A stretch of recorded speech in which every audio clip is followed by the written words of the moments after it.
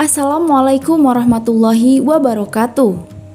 Sahabat muslimah yang dirahmati Allah, kembali kita akan mengenal sosok Abu Bakar As-Siddiq, seorang sahabat yang sangat dicintai oleh Rasulullah SAW. Dan kali ini kita akan membahas bagaimana perjalanan hijrah Abu Bakar As-Siddiq menemani Rasulullah SAW hingga akhirnya mereka tiba di Madinah dan Abu Bakar As-Siddiq mengalami wabah demam yang melanda Madinah pada saat itu.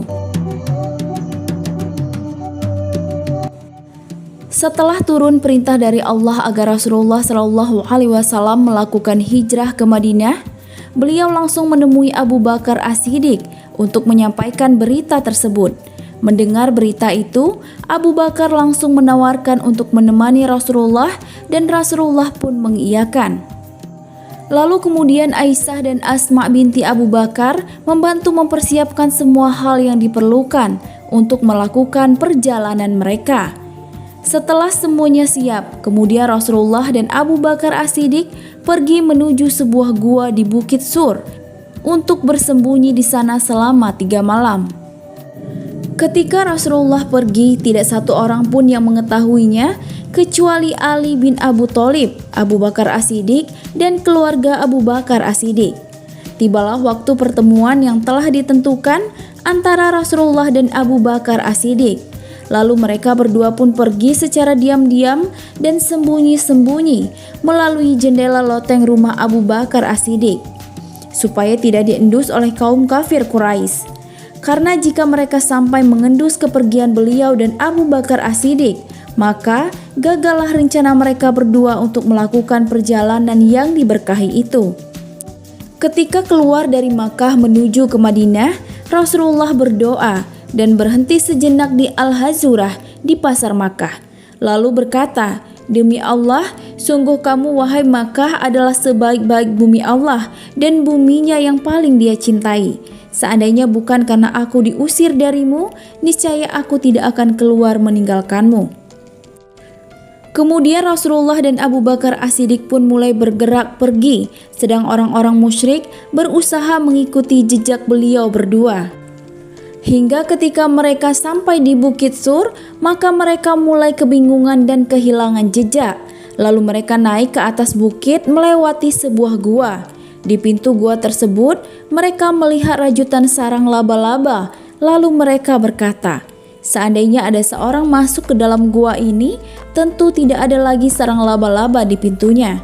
Dan itu adalah salah satu pasukan Allah, di mana Allah menjelaskan dalam surat Al-Mudaththir ayat 31, yang artinya, "Dan tidak ada yang mengetahui tentara Tuhanmu, melainkan Dia sendiri."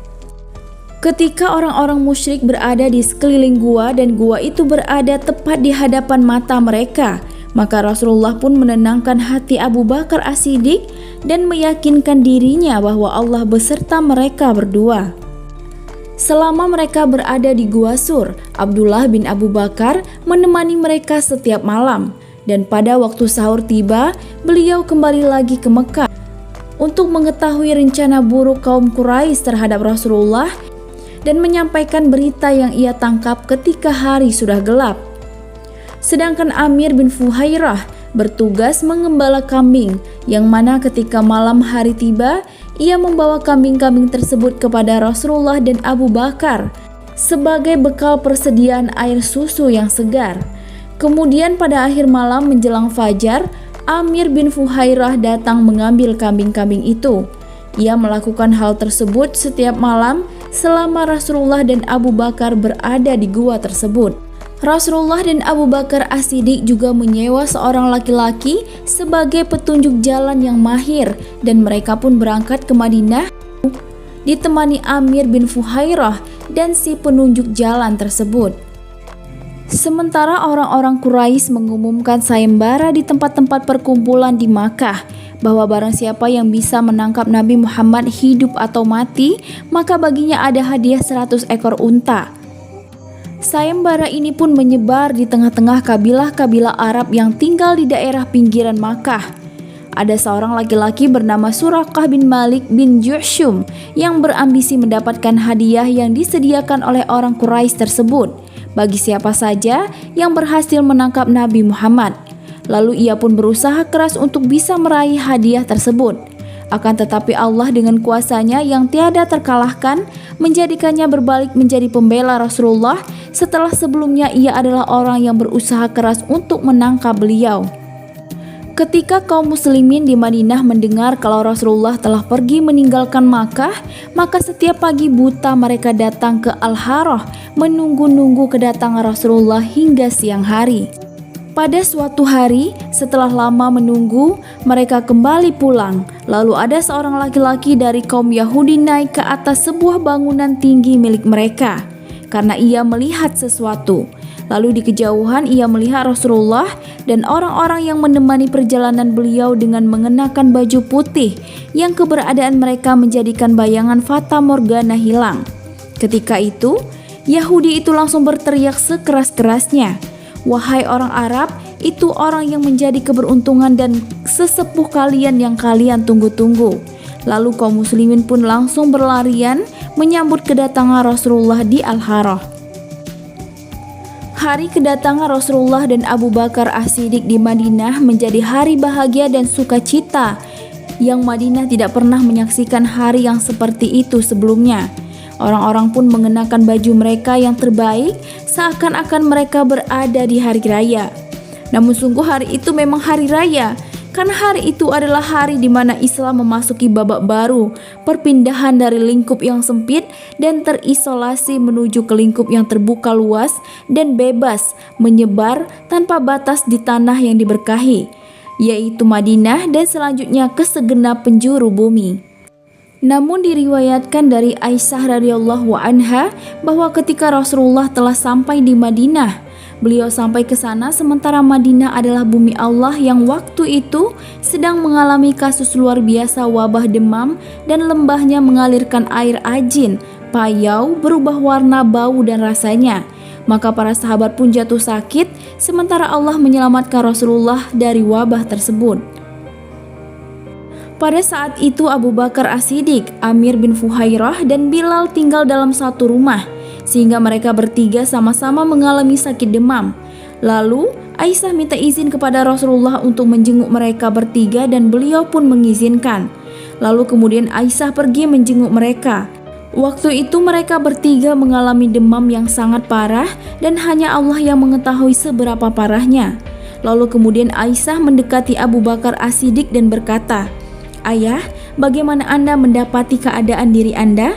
Lalu kemudian ia menjawab, "Setiap orang berada di tengah-tengah keluarganya, sedang kematian lebih dekat dari tali sandalnya." Lalu kemudian Aisyah berkata, "Sungguh ayahku tidak tahu apa yang diucapkannya." Kemudian Aisyah mendekati Amir bin Fuhairah dan berkata kepadanya, "Bagaimana Anda mendapati keadaan Anda, wahai Amir?" Lalu kemudian ia berkata, "Sungguh aku telah mendapati kematian sebelum merasakannya.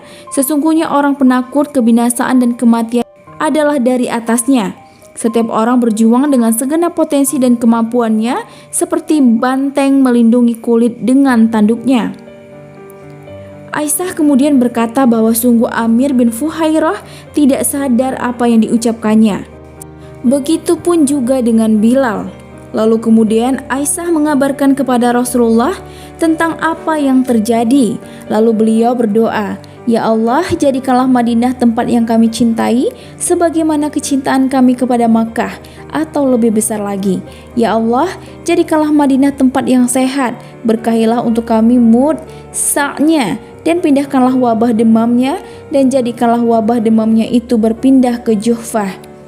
Allah pun memperkenankan doa Rasulullah tersebut dan kaum muslimin di Madinah setelah itu sembuh dari wabah demam tersebut, dan Madinah pun berubah menjadi tempat yang istimewa bagi setiap orang Islam yang berkunjung dan berhijrah ke sana dengan keragaman lingkungan dan negeri asal mereka. Masya Allah, sebuah kisah yang sangat menakjubkan. Semoga kita semua bisa mengambil ibroh dari kisah ini. Wallahu a'lam bishawab. Wassalamualaikum warahmatullahi wabarakatuh.